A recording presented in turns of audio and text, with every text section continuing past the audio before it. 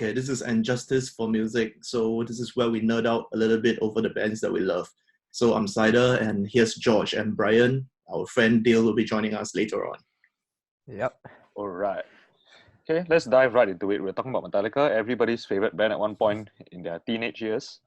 So what we're gonna do is we're gonna just run through the albums chronologically. We'll all give our takes on it along with a rating upon 10, and then we'll shoot the shit from there. Mhm. Okay, first up, Kill 'Em All. Okay, for me, in the context of the rest of the albums as well as the context of the rest of the of other bands' albums at the time, right? For me, Kill 'Em All is a 8 upon 10 exact. 8 upon 10. I think Kill 'Em All for me is. Do we give like straight numbers or can we give like 0.5s? Yeah, I gotta give 0.2, 0.3 also. No, I think Kill 'Em All is like a 8.5 for me. What about you, George? I think for me, I'll give it actually a 9.5 out of 10. That's a high Reason score. for this is that actually when I was probably about 18 to 19 years old, that was the time where you were actually like were quite an angry teenager, right? So like Metallica, this album to me actually kind of like it relates to me. So that's why I felt that there's a lot of emotional support from this album that I listened to. So yeah, that's why I gave it 9.5 out of 10. Okay, But Cider? I think before I start like talking about this, right? At which age did you guys first hear Kill 'Em All? Kill 'Em All for me, I was 15. Yeah. Deep into like a teenage metalhead phase. I think for me it was 17 years old. I think I heard Kill 'Em All when I was about 14. So I think Kill 'Em All is actually the first Metallica album I've bought. So Okay. it's either that or Stand Anger. I can't fucking remember. But yeah, but I think Kill 'Em All is 8.5 for me. I think because when I first heard Metallica, they were huge on MTV. I mean, they were like almost the quintessential heavy metal band, so to speak. So they were so huge, right? It's like all I've heard on MTV is all polished, almost like Metallica at their best production, almost like mainstream modern rock kind of band. So when I first heard Kill 'Em All, it was when Hit the Lights first hit my headphones, right? I was like, what the fuck is this? It's like, oh, Metallica sounded like that, and then the vocals, It's right? like it's like the super polished band that you see on MTV. Suddenly you find an album that they're so raw and energetic, right? Yeah, then when I took out the booklet and reading through the liner notes and everything, right? I look at like the band picture, look at James Hetfield and guys. Those guys were fucking young back then. They were like fucking teenagers in that booklet. And I think 8.5 because I love the raw visceral aggression of Kill 'Em All. I think it still has that it still has that British heavy metal influence when I first heard it. I think, but they were big NWBHM fans, so it felt like, maybe because I've heard what Metallica have done in their later years. I mean, not my favorite stuff like the rock stuff, but I think it felt like, oh, this is a band that has so much more in the arsenal. Maybe when I first heard it, and while it was fast, it was very raw, and I think to a certain extent, it sounds a little bit amateurish at certain points, but then they were very young at the point in time, and it was almost like the birth of thrash metal in 1983, right? Yeah. The music was actually pretty like what you say, was pretty raw back then. So like to me it felt like they were teenagers. I was a teenager during then also, so it kind of relates to me and my lifestyle as well.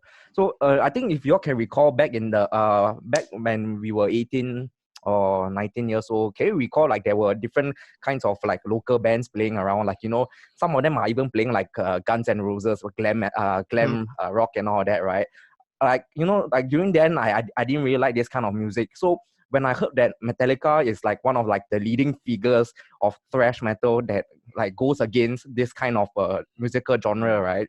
Like during then I felt that like wow, these guys are actually like the real deal. They are really out there. They are the next I mean, like they're basically another team in line that can somewhat counter the like glam music, or maybe even like the current like stuff that people are listening to, like indie music and this kind of things. I mean, of course, back then I was a little bit more less open in terms of music.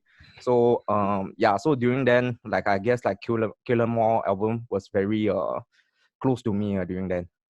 I think just a very quick jump in before we get back to Brian, because I just want to reinforce on the fact that you mentioned Killer More sounded different from what was kind of accessible or more mainstream hard rock, so to speak, at that point in time, right? And I think that is really true. Like for most of thrash metal in the 80s, it's almost like counterculture to whatever was big at that point in time. It's like in the 70s when punk was counterculture to all the prog rock that's happening and all that shit is playing on the airwaves. I think let's let Brian talk about why he gave that rating for Killer More. Yeah, I rate it. It looks like I rate it a little bit lower than you guys, right? For me, I mean, I like it for most of the reasons that you guys do also, but for me, some of the, like you mentioned, the more amateurish parts, right? To me, the only reason why I guess it's a little bit lower than for y'all is because when you go back and listen to it now, right, some of those parts become a bit less enjoyable now that you're sort of out of that particular phase of your life. Like, the songs are about headbanging and how metal is the best ever and we hate posers and everything. Which is cool when you first discover it, you're at that age where that's how you feel anyway, so like it's the greatest thing ever. Yeah. And then also because music, you haven't heard as much music back then, right? So you don't notice some of the less unpolished stuff also. And anyway, you like everything about it anyway. So it has a little bit less replay value for me, so I rate it a bit less. But at the same time, I still rate it pretty highly. Because, I mean, you can place those things in a historical context, both in terms of what the band was doing at the time at their age, and also historical context of your own life. When you discovered them, what were you into, that kind of thing. Your own lifestyle, your own mindset. How your lifestyle determines your death style. I think since we're delving a little bit deeper into the album, just quick check on this, right? Favorite track on Killer More? Phantom Lord for me. Phantom Lord. What about you, George? Definitely this. Jump in the Fire.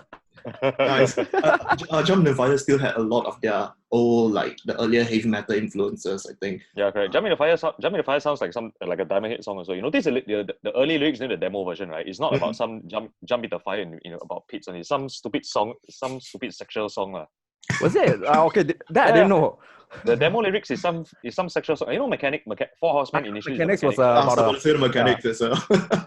The Mechanics was a horny mechanic fella. Is that the hot lady pull into his station? Yeah. I think my favorite song. Oh shit, man! It's a little bit hard for me to give a favorite song, because I would say that I like the Mechanics, or rather the Four Horsemen, but I think the thing is, Killer More feels like it's almost like it feels like a concept album of sorts. It's like an album of angry teenagers singing about headbanging, drinking, and getting the mosh pits. But I think because of that entire concept, the song that exemplifies Metallica the most on Killer More, and it's also one of the biggest songs of all time. I think Seek and Destroy. I think that for me, that's my favorite track on the album. Yep. Yeah, nice. I think that also, I mean, it's one of their catchier riffs also. I mean, the riff sounds a little bit lame sometimes, but it's super catchy compared to a lot of the other stuff. And the lyrics is like when you are the age that we were when we discovered that, right? Then the lyrics sound quite badass, right? Yeah. Scanning the scene in the city tonight. Just that now when we're like almost 30. Now that we're like around 30, then it sounds a bit silly to say. It's a bit silly if you look at the early their early concerts when James and the rest of the guys were playing that song, right? And then James, I don't know how many times he was fist pumping. he was doing this all the way. Then he kept, and then the chorus and the pre-chorus parts, right? He kept pointing to the crowd and just doing this. But it was funny. It was before he honed his charisma as a great frontman. Yeah. In the early days, James Hetfield barely talked. They say it's always Dave Mustaine talking, even though he didn't sing. Oh yeah, that's what I heard. Before like Killer More album came out, like when they were doing like because Dave Mustaine wasn't the one recording the Killer More album, right? It was Kirk Hammett, right? Yeah, correct. But previously when they were doing like the demos and stuff, I think Dave Mustaine was he was the one recording it, right? Yeah, for he played. Yeah, for some of the early demos, right, James at one point in the early life of the band, right, actually James Hetfield didn't play guitar when he was the sole frontman. Yeah. Oh, so Yeah, oh, correct. so Just that means he yeah, just sang and yeah, correct. They oh, tried okay. to. I read the biography before. Right? They tried to get a couple of like second guitarists or so, but they all just didn't work out lah. There was apparently one guy who I can't remember lah. He basically one of the second guitarists they tried one time, right, during one of the shows. He go and say, "Hey, listen, while we're out there, right, call me like call me Damien Phillips." Then they're like, "Who the fuck is Damien Phillips?" He say, "Me, it's my stage name." Damien Phillips is a normal fucking name. Is your stage name? You just go and put some other normal name. So they say they fired that guy pretty quick also. I think it's kind of interesting as well that you mentioned, if James Hetfield was a sole frontman early on in the days, right? But it's also interesting because even right up to Master of Puppets, I think James wasn't comfortable being the vocalist and the frontman of the band as well at the point in time. In fact, he almost he basically started playing second guitar so purely because like we can't find another guy and somebody has to do it, so I'll just do it, lor. Mm-hmm. But it's a good thing he did. This icons of rhythm guitar playing. In fact, that's probably why he can integrate his singing and playing so well, lor, because like he's always been singing, right? So the guitar playing has to be at a subconscious level of concentration, where like I'm not taking away from my singing to go and play this. Yeah, but it's not easy, man. Like some of the rhythms he's playing, and you try to sing along to it also. Yeah. Okay, so shall we move on to 1985's Ride the Lightning? Mm-hmm. Right. Yeah. We'll go around again. Wasn't Lightning 84?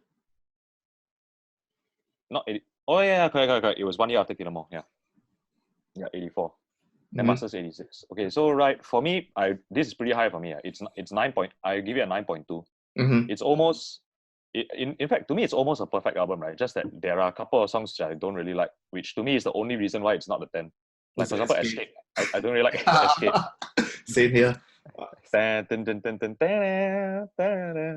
we're not looking back, it was okay lah. I mean, if I try to listen back to it again, but for me, Ride the Lightning, I rate this pretty high up in my mind also. I would give it quite a high score. I give it like 9.7. Wow. And why is that? I think Ride the Lightning, because like we mentioned how Metallica was all about headbanging, drinking, mosh pits. I think Ride the Lightning was when Metallica really came into their own. It's almost like Slayer's Hell Awaits, but let's leave Slayer for another time. So I think Ride the Lightning is essentially James and the crew growing up, and then lyrical theme has become a lot different. Give me 1 second, Bill Mark is coming in.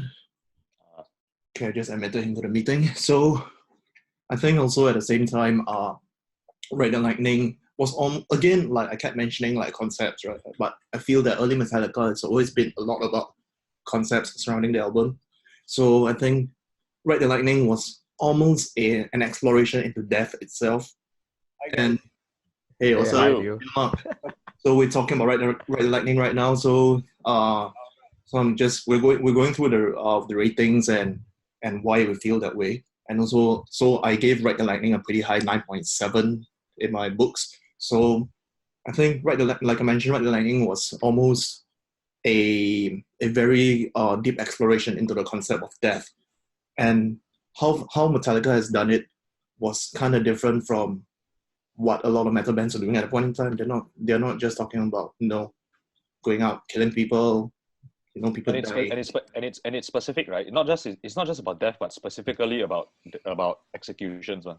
Yeah, and then the how you're being put in the shoes of the guy in the electric chair on the title track itself, and it's their Hello Be Thy Name, lah. And then the darker themes for depression and all that on Fade to Black, and then also a more mythical and biblical, so to speak, exploration about death when So 9.7 for me. What about you, George? Okay, I think for Ride the Lightning, I will rate it probably about 8.9 out of 10. Okay. For this, it's I mean, I actually love Ride the Lightning a lot. But of course, this can't beat Kill 'Em All because Kill 'Em All was my first, one of my first favorite album. But then, next in line there'll be Ride the Lightning, Master of Puppets, and so on. But for this, I think some of my favorite songs are in there, such as Ride the Lightning, right? For example, like when the first time I listened to the start of it, like the first part, they will start like, then after that they have that the chugging sound like that, And the fucking bass sound yeah, when the thing hits, man. yeah. So because for me, I don't know why, because I don't really read the lyrics for Metallica.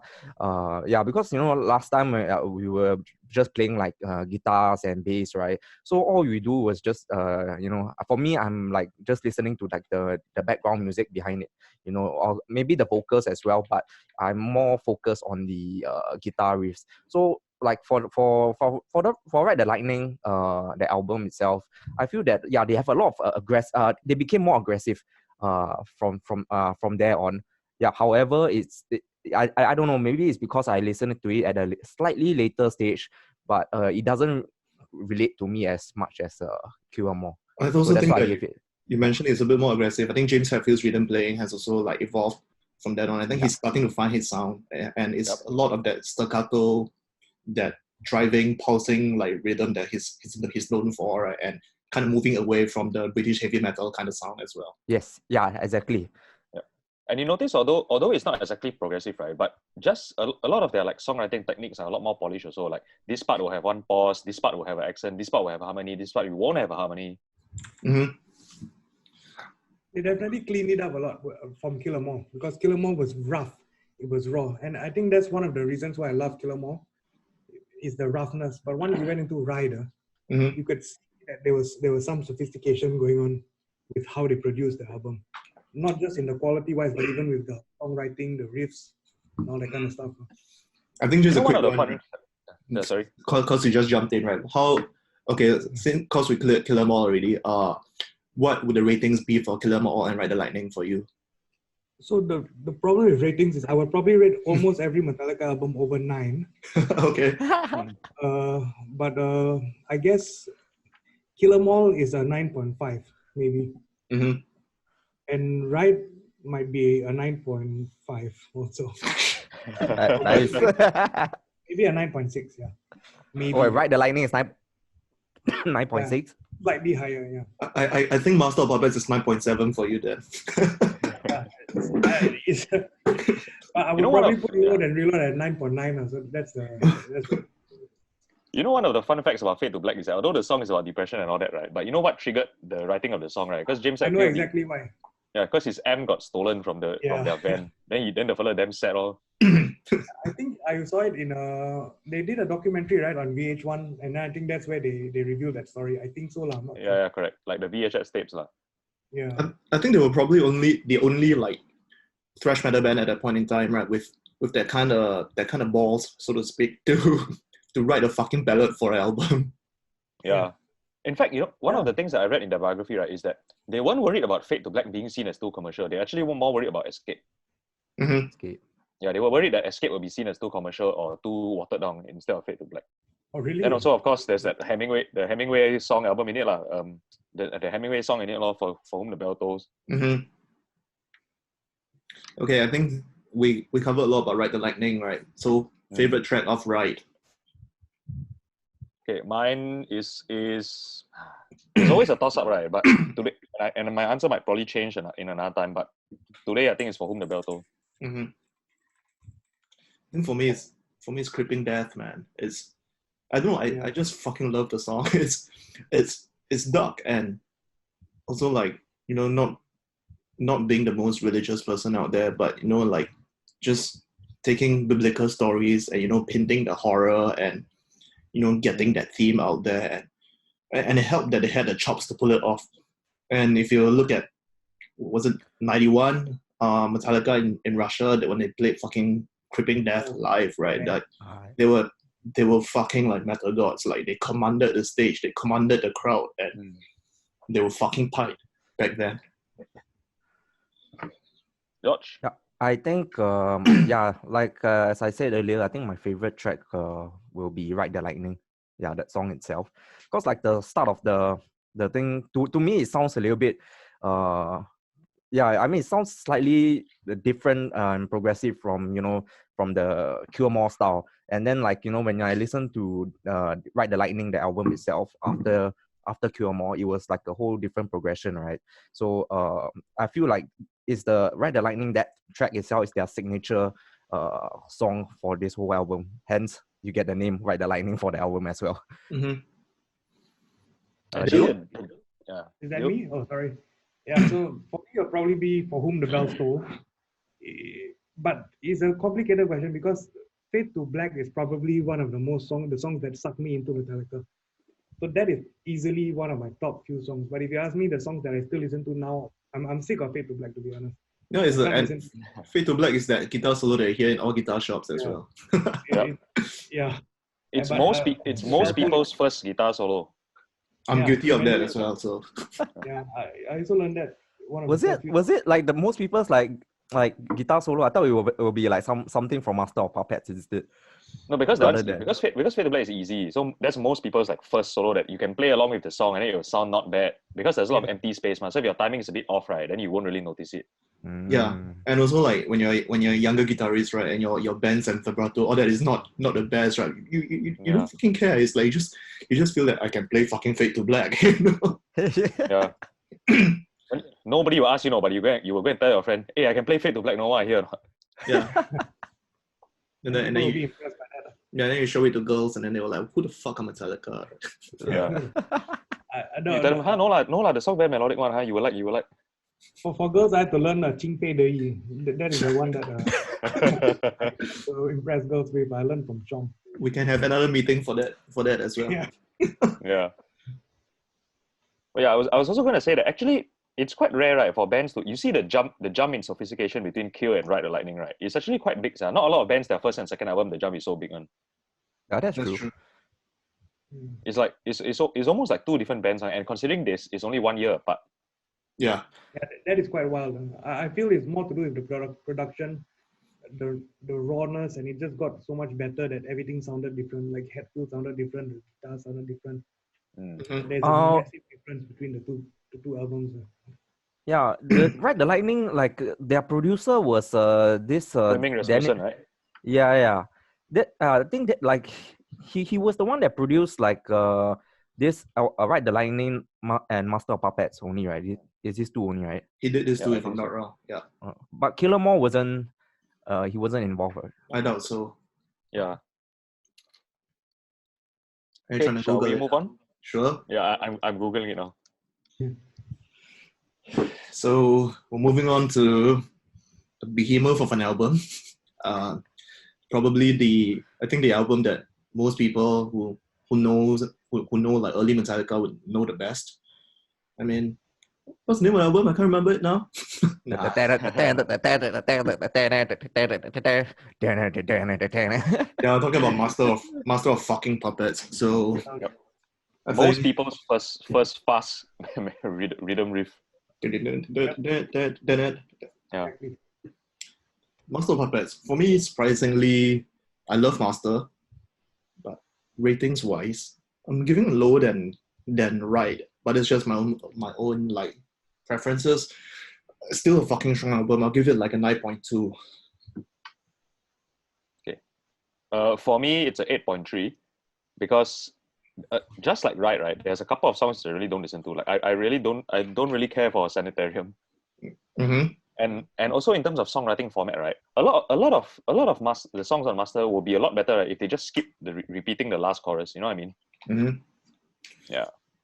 I think Master is also like it's really the next logical progression from Right, because if you look at how the songs are written, the longer songs, and even the flow of the album, it's almost exactly the same. You have the instrumental track Call of Cthulhu, and then now you have Orion, and then you have Fade to Black.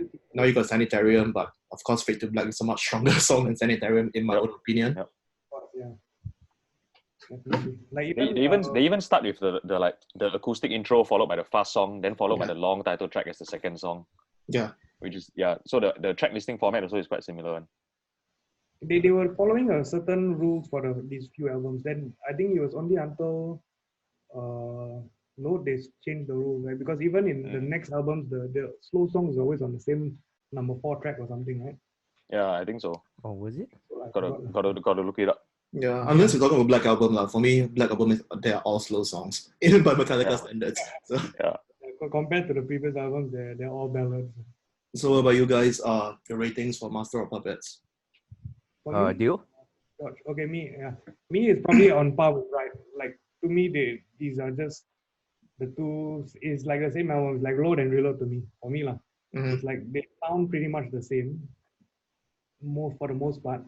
So I It's would like a put long them, album you cut in half. lah. yeah, basically, yeah. Yeah, so that's what I would say, like, same as whatever I gave Right, and I forgot what I did. I think it's 9.6, right? Yeah, Yeah. 9.6. Yeah. Yeah, same probably. I thought you would give it 9.7 for this one. Not yet, not yet. Okay, George? George? I think I will give it like the same like Dio, but previously I gave Ride the Lightning 8.9, right? So yeah, I will give it Master of Puppets 8.9. Like what Dio say is actually, to me, it's actually like the same. It's like Load and Reload together. It's like they're actually part of the team, the same thing. But it's just that it's just part. Master of Puppets is just part 2 of Ride the Lightning. Yeah. But one thing iconic about Master of Puppets is the song Master of Puppets itself. So yeah, so when I think like one of my first Metallica songs I've ever listened to, right, was actually the song Master of Puppets. So I feel like this album, it's it's iconic. There's a reason for it being iconic. To it. Mhm. I think one thing about Master of Puppets for me, for me, I've always been a big fan of album concepts. I think, as you can see, Master of Puppets was interesting. As a kid, right, when I heard Master of Puppets, I had no fucking idea what the song was about. I thought it was just about some weirdo controlling you Yeah. with the strings and all that. But of course, when I got older, I knew it's about fucking drugs. But then that's besides the point. For me, Master of Puppets was first and foremost that fucking guitar sound. I mean, it sounds dated in today's standards, right?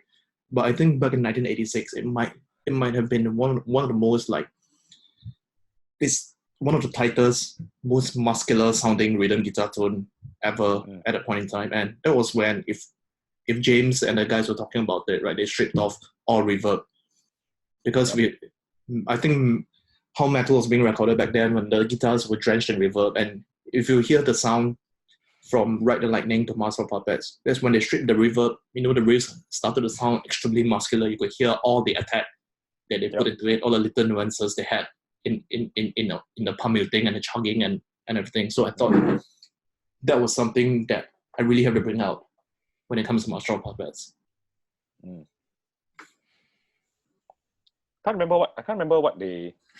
I got read this stuff before, but I can't remember what gear they used. I remember that some of the backup guitars, James Hetfield actually used the Dave Mustaine Jackson signature to do it. Really? And I think M-Wise, they were using a Mesa Boogie, right, at a point in time. Yeah, because at the time everybody using Marshall, so they just move away, lor. And I think they were saying stuff like, correct me if I'm wrong. This might not be factual. I think they spent a lot of time tweaking on Mesa Boogie. I think because it was something new they were playing around with at that point in time. So they took a lot of time to find that sound. That's the thing. Most Mesa Boogies, right, don't sound very tight by themselves. Like if you go direct into a Mesa Boogie, right, the bottom end is very, very flubby one. So they probably have to spend a lot of time with this booster, this noise gate, that kind of thing. Yeah, and then there's also the story about Cliff Burton coming into the sessions and just drinking and smoking, right? And they tried to get him to play with headphones on, but he couldn't record with headphones on because he would just be headbanging and moving around. And I think it pisses the producers off or something. But hey, it's fucking Cliff Burton, and I think that was what made Metallica interesting. Like, I think James had that style. I mean, I wouldn't want to say it in terms of heavy metal, but James had a certain kind of star quality to him as a frontman, and that was when he started to develop his role as the figure for Metallica, right? The frontman for it. And I think that, but also Cliff Burton was crazy. Cliff Burton was almost that eccentric artistic musician, right? Who's just being able to tie everything together with his ideas and being a great musician and just being a showman as well. Yep. It's and like he probably also fit into the dynamic because like unlike James or Lars, right, he's not really like fighting for control and that kind of things. Like, he just want to stand one side and play his thing. He was just happy to play. yeah, and it was Cliff Burton's last and final album. Mm-hmm. Yeah. You know what's one crazy story about his death? You know that their bus crashed, right? So he got Kurt was thrown out supposed to die, right? Yeah, Kirk was because- supposed to be sleeping on top of the deck or something like that. Yeah, because they both want to sleep the top bunk. So they say, okay, we take this deck of cards, right? Then we draw, then the biggest card get to sleep. Then Cliff apparently drew Ace of Spades. Like, confirm win already. It's the highest card in the deck. Right? Wow. That one quite a creepy story. I imagine if the morning after, Kirk Hammett must be feeling like, wow, fuck, man, lucky I never sit on that fucking bed, sleep in that fucking bunk. You know, there's a lot of like hate comments, that I've seen right, online or previously. So people were saying like, after Cliff Burton died, and he slept on the second bunk and all of that. Everyone kept saying like, I see a lot of hateful comments. Them saying like, they wish that it was Kirk Hammett who was the one who actually died, or probably Lars Ulrich was the one instead. This kind of there's a lot of this kind of The problem with hateful. people is that people tend to like people more when they're dead. So Yeah, had that's Lars true. been dead, he'll probably be remembered as a legend today. Yeah, agree. Well, he's still being remembered for Napster, so He would have Plus the thing escaped the is, whole time. I hope he doesn't Plus the watch thing this. is, you don't know how Cliff Burton would have reacted to the Napster thing, right? Let's say he's around, right? Later he also snap anyhow, go and do lawsuit, all that. Then everybody say he You asshole. never know. Like when you look at Cliff Burton's style and who he was as a person, I don't think he would have stayed on with Metallica had he even continued. Either that or Metallica's direction would be completely different. They wouldn't have gone into load and reload. They wouldn't have done all that. I don't think so. I don't see Cliff Burton cutting his hair and doing reload. Yeah. Oh, But also hard to say, wearing eyeliner. hard to say, maybe if every month got $1 million for you, then okay lah, I'll cut my fucking hair. I don't know how true. I don't know how true is this, but I don't know whether Cliff Burton had any part to play in like Killer More, like Ride the Lightning and Master of Puppets in terms of songwriting. But the thing that I heard is that after when Cliff died, right, there was a big sudden change. Of course, we'll talk about Justice for All and so on later after that. But they said like after the Master of Puppets, right, and then when they shifted to and Justice for All, they said previously like they decided to change their musical style was because Cliff Burton used to have like musical theory and stuff like that. So he kind of like created some like iconic riffs from the first three albums, and if you notice like when Justice for All came out, right, it was a kind of like a different kind of playing already, right? I think But Cliff, I don't know how true is that. I don't. Cliff was From what integral I in that stuff. go on. Cliff was integral in a lot of that song arrangements. I think if you look at Call of Cthulhu and Orion, I think even for Orion, right, I think he came up with that spacey. Is it like the bass? Yeah, the mid-section breakdown. I think from what I've read or I've seen was he came up with that progression, right, and then they expanded upon it and then some, and I think he's always been good at being able to know when to give space, when to have attack, or when to layer sounds over each other. From what I read, right, he didn't really write songs directly, right, but it's sort of because he's a lot more schooled than the rest of them in terms of music, right. Like he actually went to school for music for a bit, so it's not so much that he writes songs, like he more of just teach them a little bit of shit about like, oh, this is how to harmonize in thirds, blah blah blah. Like the arrangements, is it like how do you arrange the music? It's more like just if you want to write if you want to write harmony, right? Oh, this is the way to do it. Normally, this is the third harmony, this minor third, this major third, or you can harmonize in fourths also, like Slayer, things like that. So it's more of a soft touch kind of influence, rather than actually write this riff and then put it on this album. A lot of the more cynical people say that, every time you see the song, the credit always got Lars Ulrich, right? Because they'll say that the fellow always want to purposely go and shift the arrangements around a little bit so that he can put his name there, then he got more royalties. Like maybe James write the whole song, right? He'd say, bro, this riff maybe we play 3 times instead of 4 times. And okay, I co-write the song, right? You put my name on it. But is that how they divide royalties by songwriting? Every band do different lah. One time, I remember one time I was Can you reading just Dave excuse me Mustaine. for a second? I just need to take a piss and grab a beer. Alright. You guys go ahead. I remember reading one time in Dave Mustaine's biography, right, where they talk about although every band does it differently, right? One way which Megadeth did it at one point was it's like, okay, if you write the music and somebody else write the lyrics, then it's half. If let's say you write the music but two people wrote the lyrics, then they divide that among themselves. Mm. So if you write the whole thing, then it's all yours. Like if somebody collaborate with you on music, then it's 3/4 to 1/4. If somebody collaborate with you on both lyrics and music, then it's half. So what ended up happening is that everybody will fucking go back into the studio and start to change lyrics a bit here or change the music a bit here. So everybody can go and eat 1/4 of it lah. Because you divide like this, right? Then everybody wants to change, right? And you say, oh no, it's not for the money lah. I really think this song needs to change this particular part so that they can eat the 1/4 lah. Okay, So that- okay. Since Cider is not around, yeah, why don't we discuss back on some like old songs like yeah, okay, we can, you know, the Four Horsemen from Kill 'Em All, right? So which would you all prefer? Four Horsemen by Metallica or Megadeth's The Mechanics? I like Mechanics a lot more because it feels like a much more trashy song the way they play it. But Four Horsemen has that the you know the breakdown in the middle with the climbing bass riff and everything. Yeah. I like the tempo of Mechanics. It's definitely more upbeat. It's more. It's better, but the lyrics suck for me. Yeah, Like, the lyrics are about the horny gas. so Four Horsemen is definitely better lyrically. The tempo of Mechanics is better, but the sound, I still think the sound of is better. It was the song was originally called Mechanics, right? And it was played but it was played in the Four Horsemen speed during the demo version.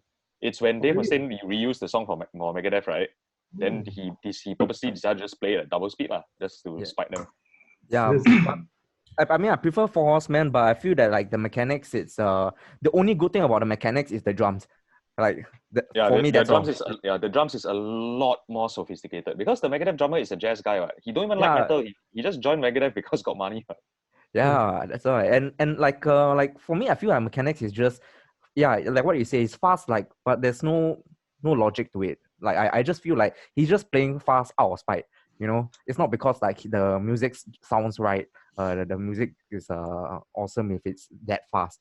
Yeah, I feel that like the Four Horsemen has that perfect tempo, time signature, you call it. Yeah, but like the Mechanics is just like two times the speed, and it's just purposely Out of made spite. like this. It's like it's just out of spite. Song. It's like a fuck you song, right? You see, I can play faster than you, huh? Something like that. I guess Mustaine has been playing out of spite for decades after his firing.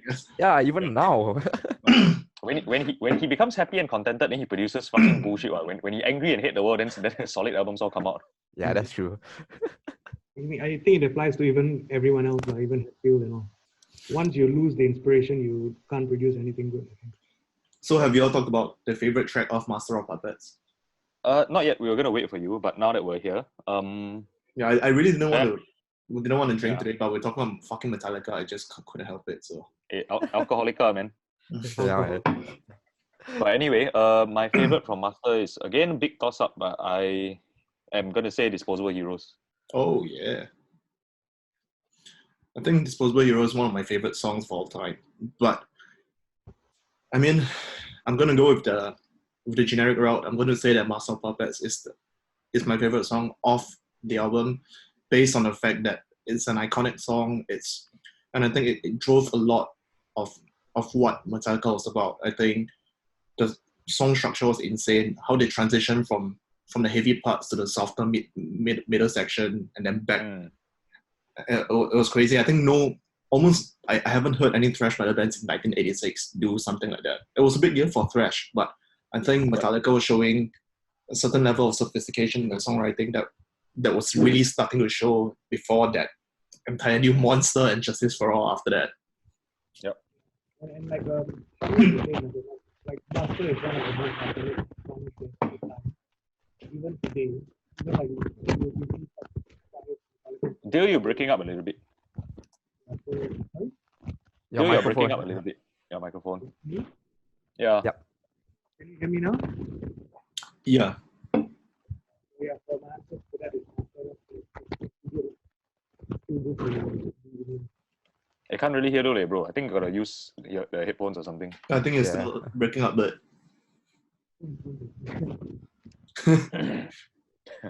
Maybe the headphones already spoiled already.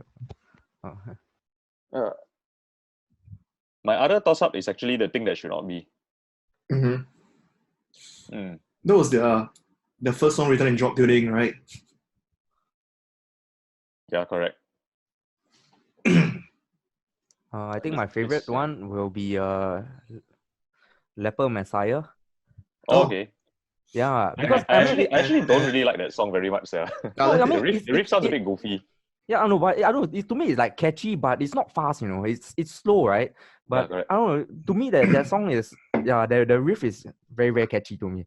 And when I first listened to it, I was like, actually, like, this is a little bit fresh from like the previous first two Metallica albums. Like I feel like this is still heavy, but it's still slow at the same time. Yeah, so I kind of like that tempo of it also for it.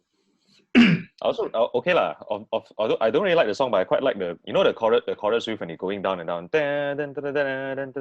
Send me money, send me green. That part. Mhm. Yeah. I think we might have to wait for Dale for a bit. Yeah. I think something's wrong with his webcam and audio. Alright, he's joining back again. 1 second.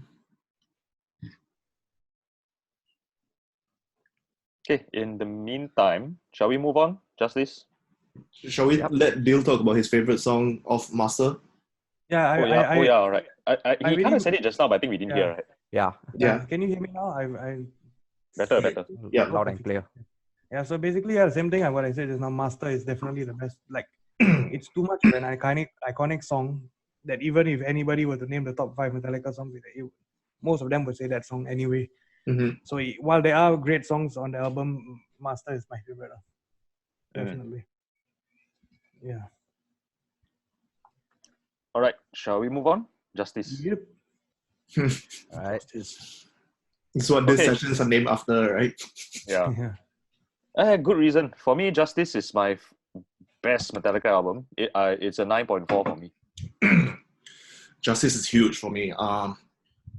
For me, when it comes to Metallica, I think Justice is almost when Metallica, when we talk about progression from album to album, right?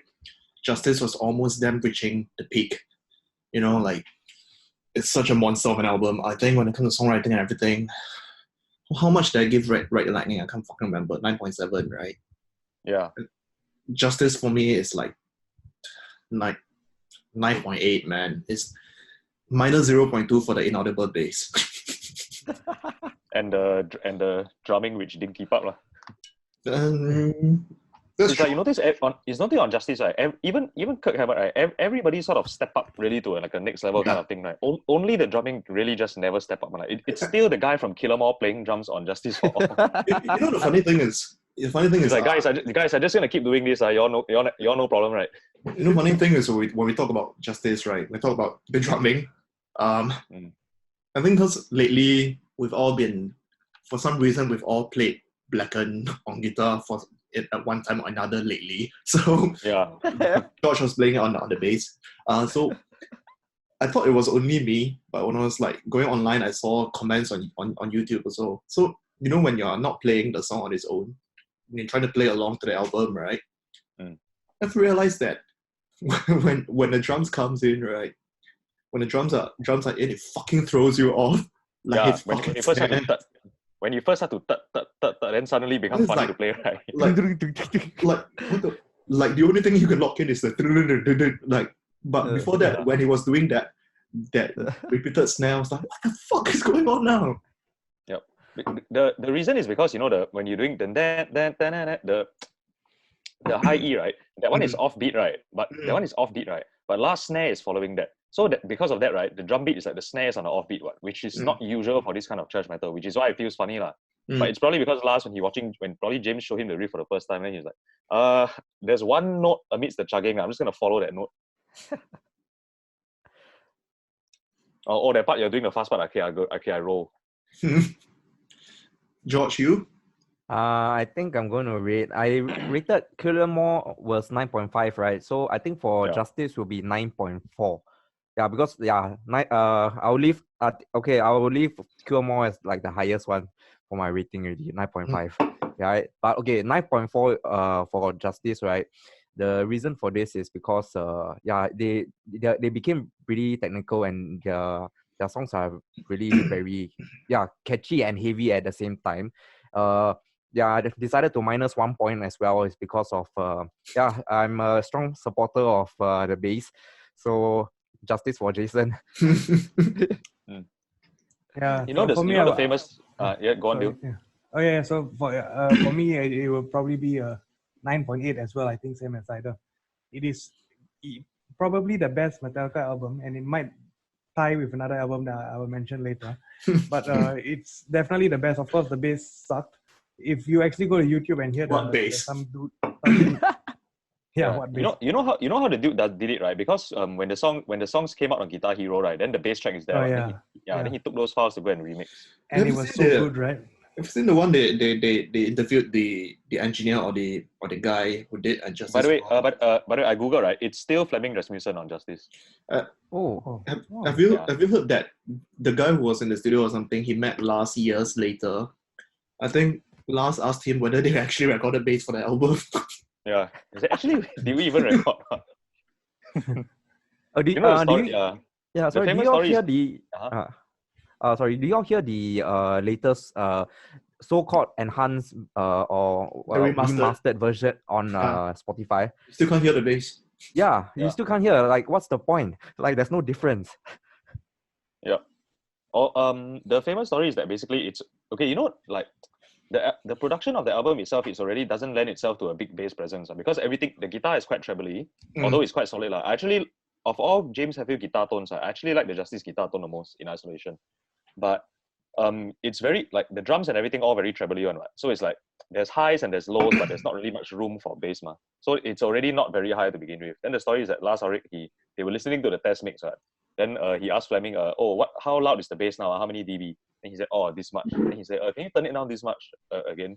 Then Fleming is like, if I turn it down like this, right, we must not have it already, like cannot hear. And he said, yeah, just do it.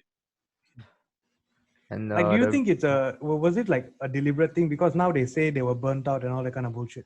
But I still feel it was like more deliberate with the loss of Cliff and everything. And I think they probably were pretty drunk and high when they did albums also. So Yeah.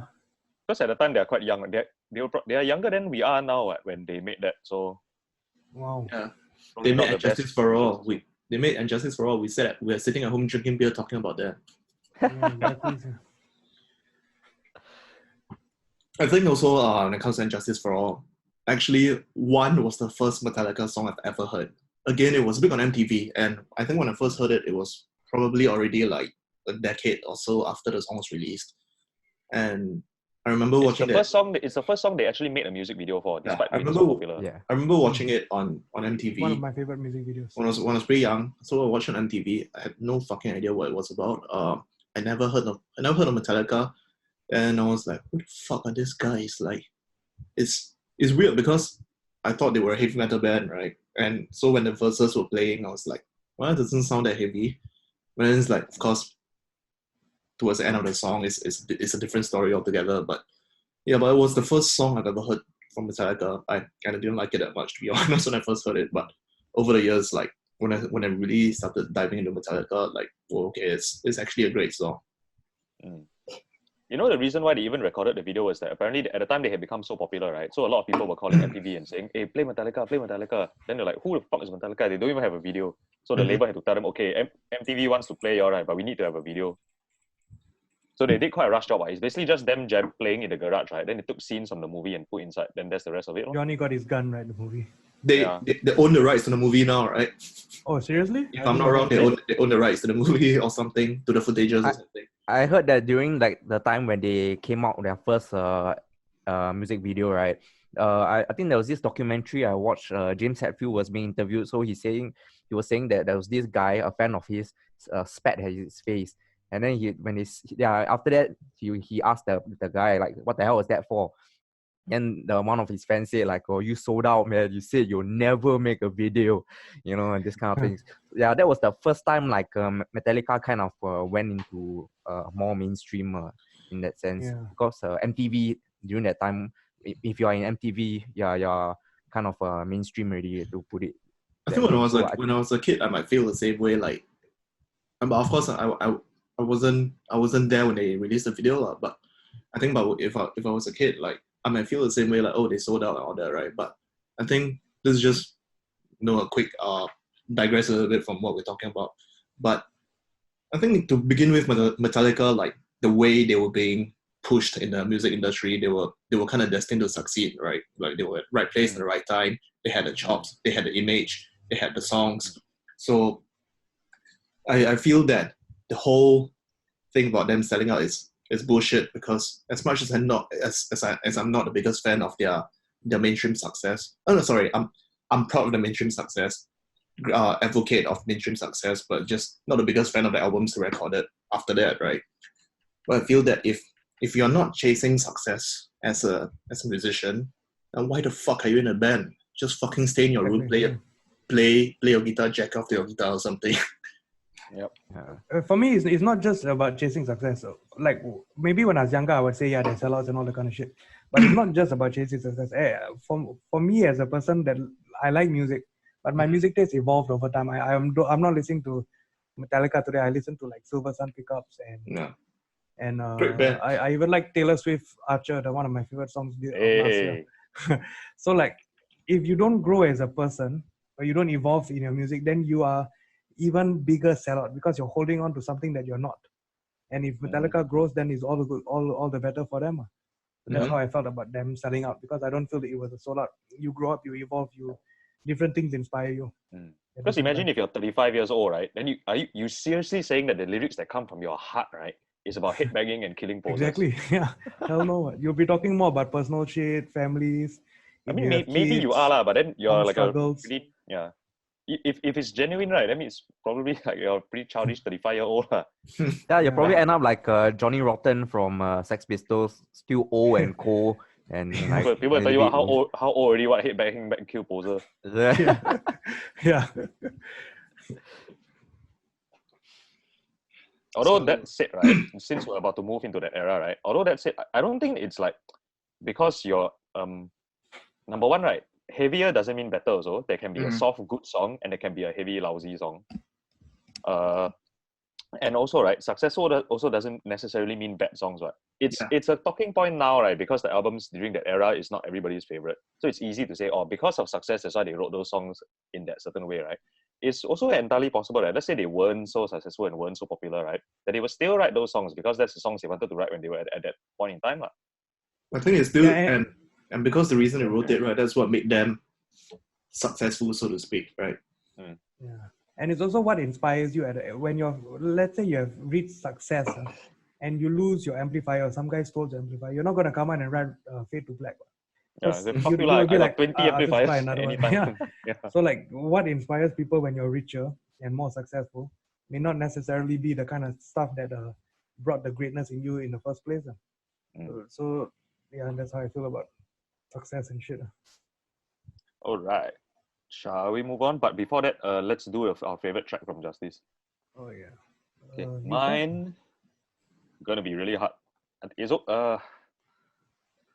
I'm gonna say Dyer's Eve, the last song, but it's a toss-up between that and Black and Always lah.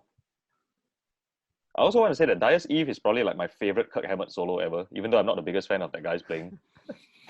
I think for me again, I'm gunning for the title track for this album. I think just because I fucking love the line, the ultimate in vanity, exploiting their supremacy, and I think that was when Metallica was really growing up, like coming into its own.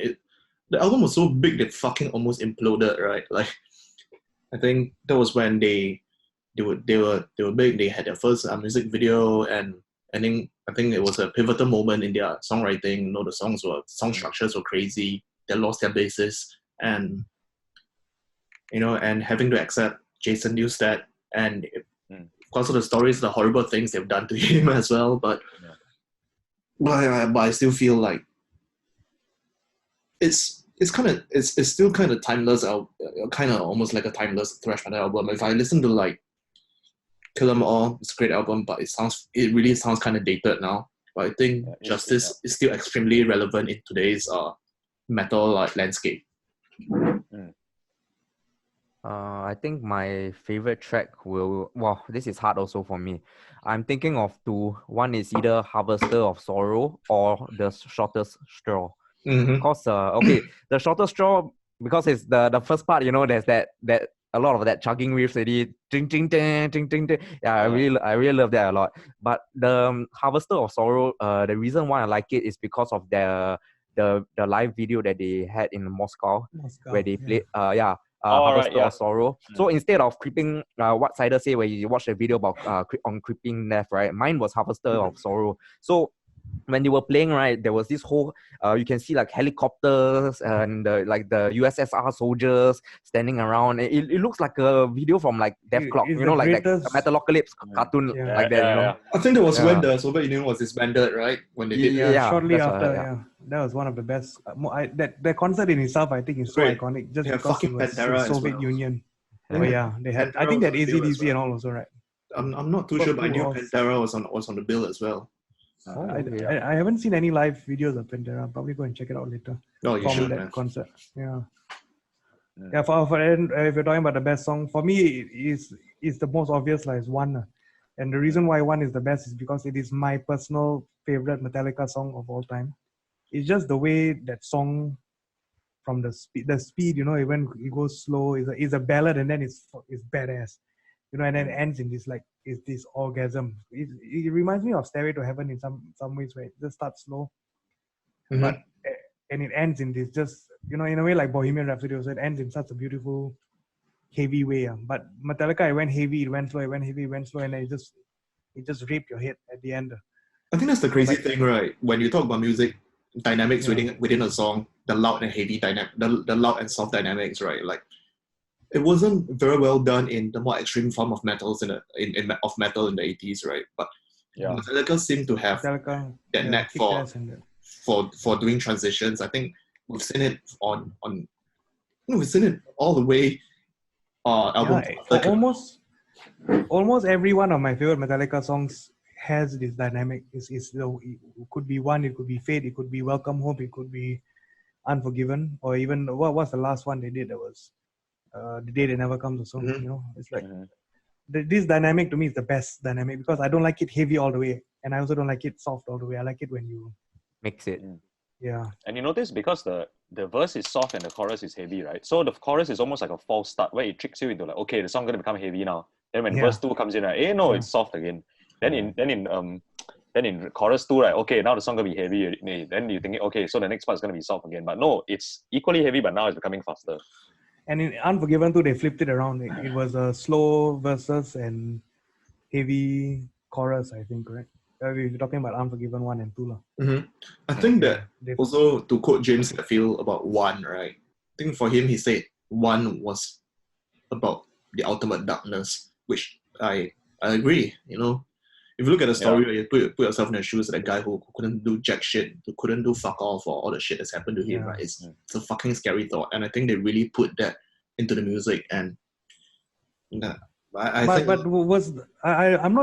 don't know whether I ever found out, but was One based on the movie that the music video was done, or is it something totally, or so it's not even related? It's based on a book, so I can't remember the book. So James read the book, but when they were making the music video, they just decided to cut in footages from the movie, because but it fits so nicely. As in the movie is also based on the book, but it doesn't really follow it super closely. But because as in James got inspired by the book, right? But you can't put a book in a music video, so they took movie scenes.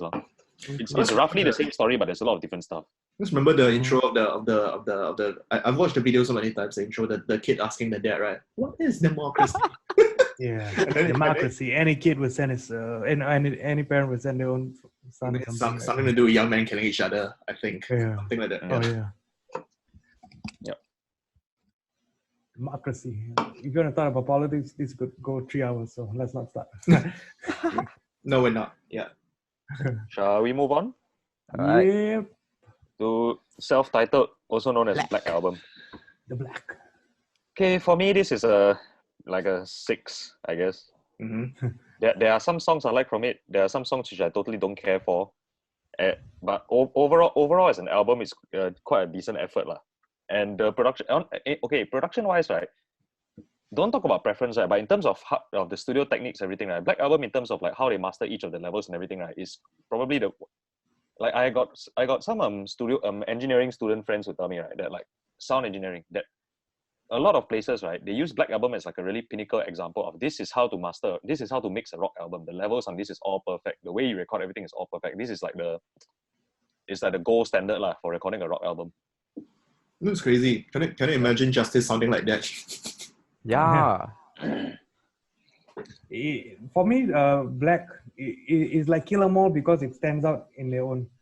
Like while Ride and Master and like the first 2 or 3 albums were somewhat similar, right? Black went into a completely different direction. The quality of the production completely different from what they did before. But I don't remember any good heavy songs on Black. Like when I think of Black, I only think of Unforgiven, maybe Wherever I May Roam. Nothing else matters. But in terms of Sad heavy but shit, true. Sad but True is heavy, but it's not that heavy. It's just like I think It's like a album, rockish heavy, you know? Yeah, it's a rockish heavy, not a metal heavy. Yeah, but I it's not think metal heavy. to be honest, Black Album sound-wise, songwriting-wise, I think it's heavy, but it's just maybe not to my personal preferences. Maybe too polished, so the heaviness is lost. And I think because the songs are more streamlined, so but of course, after More Injustice block. for All, I don't know how you're gonna top that, right? Like when it comes to song structures. So I would give like Black Album like 7.5. For me, I would probably put it right below the first few albums. So whatever I ranked Master and did I give Master and Ride a draw? You need to write it down. Yes. You give 9.6 for both. Yeah, so this will probably be a 9.5. I still consider it to be one of the best albums. No, I think the songs that got me into Metallica was probably from this album. But of course, it led me to discover better stuff lah. But It's a great still album. think, Unforgiven, Wherever I May Roam is one of my favorites. I think it's a great album. It's huge for them. It's huge for the music industry. It's huge for heavy music on its own. And it definitely deserves like the great reviews, the high ratings from the music. And whenever press. I pick up the guitar, the first thing I do is to know that I'm in tune is I play Nothing Else Matters. Yeah. Just to know that Because the open guitar is string, in tune. right? Also, It's open string. So I think I think that it definitely deserves all the praise that the album has gotten. Divisive, yes, but for me, because it's personal ratings, that's why I never gave it as high of a rating as what the music press would have given it. But I know George loves this album. Yeah, I will give it a 8.8 actually. Okay, a lot of people have been talking about like, oh, I love Metallica. It has to be only like the first 4 album of Metallica, right? For me, I disagree. Like, I feel that mine will be first 5 albums. Like the most iconic albums of Metallica will be first 5. And yeah, the Black Album is one of them. That's for sure. I like the production of the music. I mean, I think Bob Rock, that was the producer, right? Yeah. I think he did a great job in producing Sorry, I that. know why you laughing. I think he did a great job in producing that sound. Which was Bob Rock is great. Bob Cock. Yeah, he produced like the sound that came out is really different and so much better than all of their previous albums. Yeah. He So, played yeah, bass give on him credit for Cylinder. it. He played bass. Yeah. He played Yeah. bass. Yeah. He's the bassist of Cylinder. No, but because Bob Rock is at the time, because Metallica was big enough, so like the label could afford to hire a big shot producer. Because Bob Rock is at the time, right, is one of the biggest shot producers. Like his resume is the Cult, Bon Jovi, Motley Crue, Jovi Offspring, and all that. Michael All the Bublé and glam. Yeah, and stuff. Aerosmith and David Lee Roth, Bryan Adams also. I love Bryan Adams. Yeah, same. I was named after Bryan Adams. Seriously? Wow. Yeah. That's crazy. Yeah, that's the other thing about Black Album. I feel that because there isn't that much to say about it also. It's basically just them like finally making a transition into a big rock band. You notice although okay, on an objective meter, right, you can still kind of count Black Album as metal rather than rock, right? But it basically became streamlined enough such that you can market to rock fans. That means people who listen to Aerosmith but they don't listen to Slayer, right? They will be okay with this album. Man. I think it's rock for metal fans, but it's metal for rock fans. That's how I put the album. I mean, I want to add on. Yeah, sorry, go on. Yeah, so sorry for the Black Album. Right? I want to add on is that like like what y'all say is between rock and metal. So it's it's really like the transition when they were about to, after this is already like what, Load, right? After the Black Album is Load, right? So they were in between there already, caught in between Justice for and Load.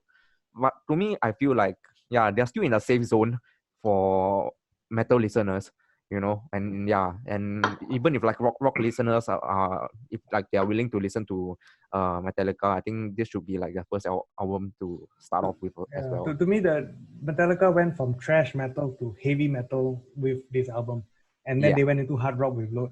That's how I see it. But I think that a lot of people like this is their gateway drug into Metallica, right? It's because it's the biggest one. Simply a function of that. MTV, they made the most music videos out of this also. Yeah. I remember everyone was MTV was like, we were seeing almost every, there's like 4 or 5 songs from this album that have a video, right? Yeah. Nothing Else Matters. I think Enter Sandman. Rome. Yeah. Enter Sandman is the one with the bed keep falling. Then like there's the truck runs over the bed. There's some Unforgiven. shit. So that's another one. Yeah. Unforgiven, Rome. Yeah, there's so many. I was going to say also one of the interesting things about Black Album, right, is that people call it a sellout album, right? Retrospectively, when it just came out, right, nobody was complaining that it was a sellout album. Nobody was playing like that at a point in time. Yeah, so nobody sold the most. Correct. That's why it's seen as a retroactive album. It's seen as a sellout album, right? When people look back historically as a revisionist, lah. But when it came out, right, it's not as if like the hardcore fans were looking at it and like, wow, fuck, why did my favorite band produce this soft shit? Like that happened for Megadeth, where people say like, when they bought Reese, right, they buy from the store, right, then they play the CD in their car, then they throw the fucking CD out the car window because like fuck this. Or like Celtic Frost with Cold Lake, it's like an instant departure. So like as a fan, the minute you hear 1 minute, you can tell, okay, fuck this. But when Black Album came out, it wasn't like that one. The reception was not like this. It's just that because it's their big album, right? So it's fashionable now for people to go and look back and say, this is the first big album, right? So I will call this the sellout album. But it did lead to a resurgence in that kind of music. I wouldn't say resurgence, but like it led to what that kind of music became more popular, and then you had grunge. Yeah, because thrash was dead by the late 80s. I mean, they still have like Justice was great, and then you have some other big thrash metal albums coming out at the tail end of the 80s, right? But then 90s was it's basically grunge was taking over, like the Nirvana was coming up, the Pearl Jams, and all that kind of stuff. I don't think thrash metal was ever mainstream. So at one point it was big enough to be one of the mainstream things, lah. It was a genre that was viable enough to market, I think, at one point. Yeah, during the heyday of the 80s, where like there were record labels. I remember Shrapnel Records. It's a record label that's dedicated to nothing but shred guitar, that kind of things. And because at the time that shit was cool, lah. That's why I remember reading about one interesting fact, right, about the what eventually became Download Festival, right, which is the Monsters of Rock Festival at Castle Donington. I remember seeing one poster with like a Slayer, Anthrax, Metallica, a whole bunch of big bands, right? Then when the small supporting band on the poster, you see a tiny name, right? Alice in Chains. Whereas they were saying the funny thing about that, right, is that in about less than 3 years, right, Alice in Chains sales would dwarf the rest of them. Besides, Alice in Chains was being booed off stage, right? I think things were being thrown at them or something. Yeah. At that time, they were damn small, right? Then in less than 3 years, suddenly they become much bigger than Anthrax, Megadeth. Bigger than all the other guys, Yeah. Because it was a pivotal era, lor.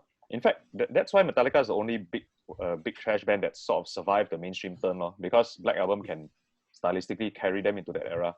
Like if you like Nirvana or Pearl Jam, all this, right, you can still find something on Black Album to like, whereas you listen to like Megadeth or Slayer, you won't like that shit if you're a Pearl Jam fan.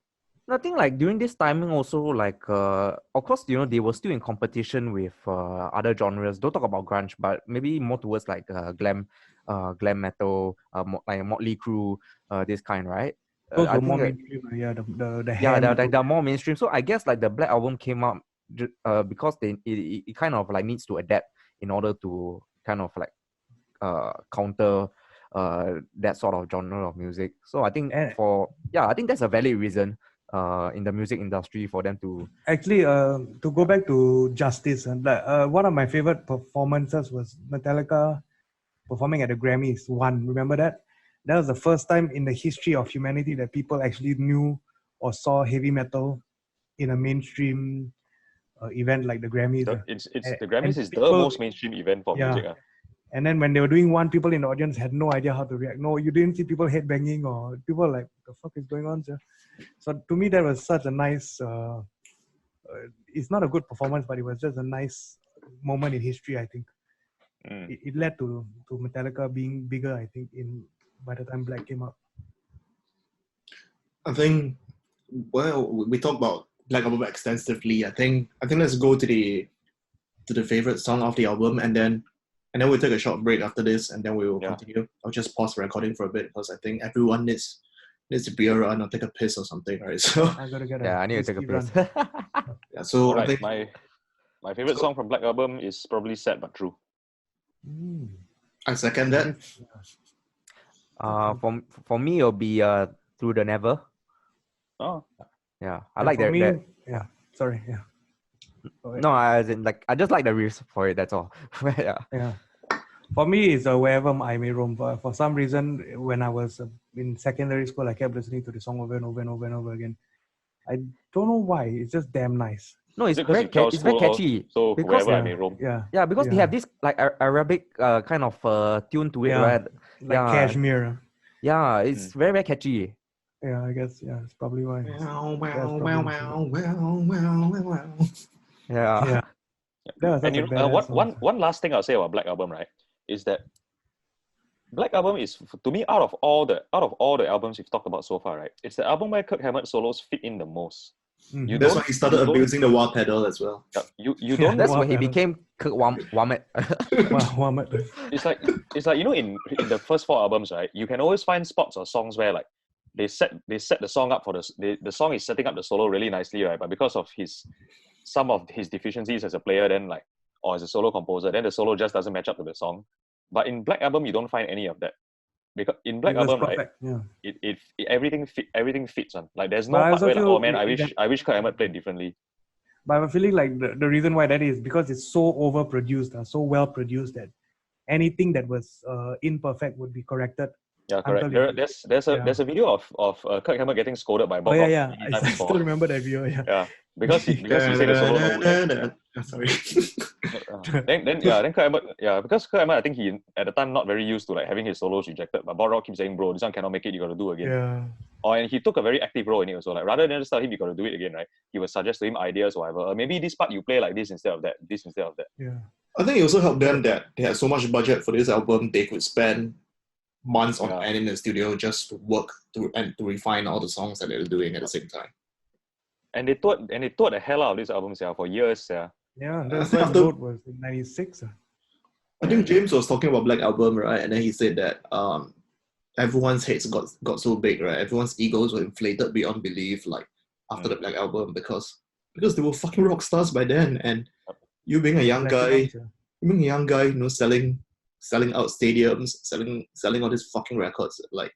And that's why I feel like when they finally got to load, it just makes complete sense why they would end up in that position, that they would be completely changed individuals, that they would be just not the same anymore, because the whole trash thing is the whole genre is like, I'm poor, I don't give a fuck, I'm drinking, I'm just gonna fucking fight people. And then now all of a sudden you're this billionaire, or maybe not billionaire, millionaire. I think what inspires you? To quote James as well, right? Sorry, he said that the Black Album tour, the subsequent tour after the Black Album, right, was what resulted in multiple divorces within the band. Yeah, I think 3 of them got divorced. It's like, last time when somebody steals my amp, I get depression, right? Now I got 3 private planes, for myself, Yeah, I could give a fuck about the amps. Yeah, and then you take a shower after the show, the 4 girls waiting for me in the shower. Heard about that. Yeah. So like, we have nothing to complain about, because best songwriting comes when you're like, nobody writes about happy shit most of the time, unless I don't know who the fuck you gotta be. But in rock music, it's usually life experiences that lead to the best writing. So if you got the best fucking life, then how are you gonna write stuff? We'll be writing stuff like REM's Happy People song. Mm-hmm. That's the Or kind of worse, shit we'll right? be Or writing. worse, right? If you're happy and you got everything, right? But you try to find something angry, and you try to Yeah. find an angry way to identify with your angry fans, right? And then you try and write something that's like that. Then it'll be And it will sound insincere and everything, right? Because you don't then, know then how you'll to be feel a like that sellout to anymore. yourself. Yep. Which is how Because I you don't feel feel about it, a yeah. lot of old 60-year-old men still with their long hair and bandanas. and I just feel, for me, sometimes I just feel sorry for them. Like the metal bands that are they're still going around getting drunk at the age of 60. And sometimes I don't know, are they really doing that, or is just that the image that they're trying to portray? Mm-hmm. Because that's who they are supposed to be, right? Yeah, that's who they're supposed to be. Yeah. Okay, shall we take our short break? Sure, I think we've Alright. covered a big chunk of what was important in Metallica's career, and Yeah. Yes. I think Absolutely. we've got the most to say for this. I'm pretty sure the second half might be Okay, a lot shorter, right? Yeah, Yeah, so it'll be a shorter. No, there'll be more complaints, I guess. The second half we'll be whining more. Not for Alright. you, right, Deal? For me, it just got better. So now we're Yeah. getting to the best part.